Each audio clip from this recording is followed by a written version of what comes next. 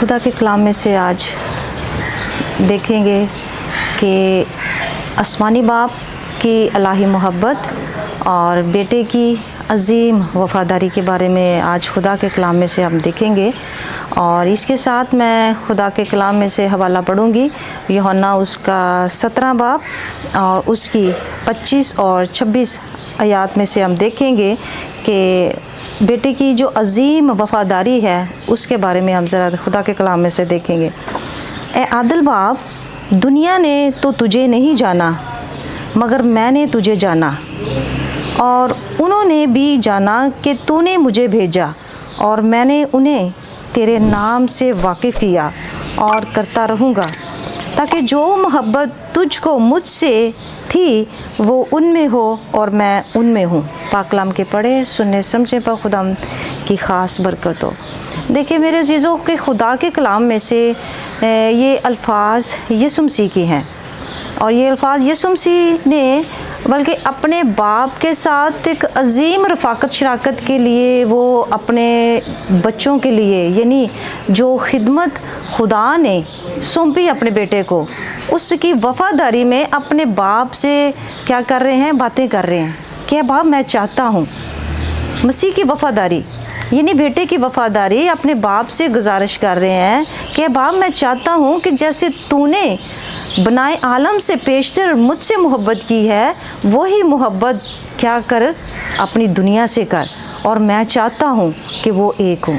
ये बहुत ही बड़ी खूबसूरत और शफायत वाले अल्फाज हैं कि बाप ने मोहब्बत की दुनिया से, और दुनिया के लिए उसने अपना इकलौता बेटा जो उसका निजात देने वाला, दुनिया को निजात देने वाला, उसको इस दुनिया में भेजा। और बेटे की वफ़ादारी इतनी खूबसूरत कि उसने क्या किया है कि अपने बाप की मर्ज़ी को पूरा किया इस दुनिया में आकर।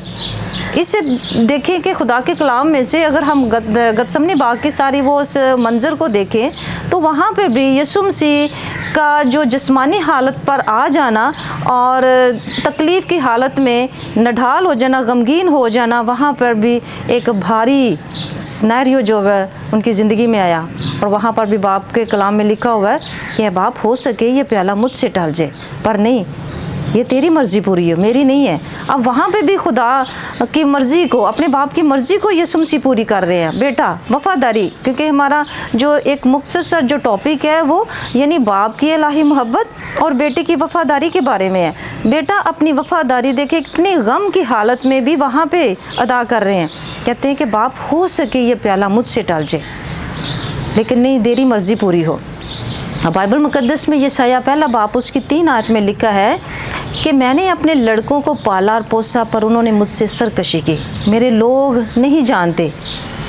ये देखिए कि खुदा अपने लोगों से इतनी मोहब्बत की कि उसने पूरी दुनिया के जो बोझ है अपने बेटे के कंधे पर डाल दिया। और अब बेटे की वफ़ादारी कि उसने अपने बच्चों के लिए जो दुनिया और हम सब एक हो जाए।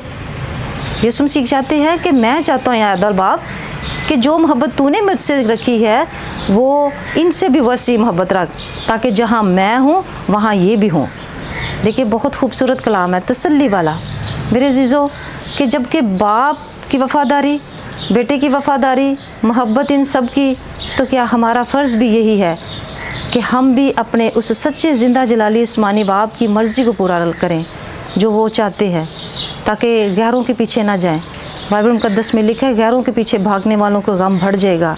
हम अपने ज़िंदा खुदा की तारीफ़ करें, उसी के सच्चे रास्तों पर चलें, तो बेशक वो अपने बच्चों को कभी किसी नेमत से फरामोश नहीं करेगा, और बल्कि उनकी हर खुशी को उनकी मर्ज़ी के मुताबिक पूरे करेगा। क्योंकि बाइबल मुक़द्दस ज़बूर 37 में लिखा है कि खुदावंद में मसरूर वो तेरे दिल की मुरादें पूरी करेगा।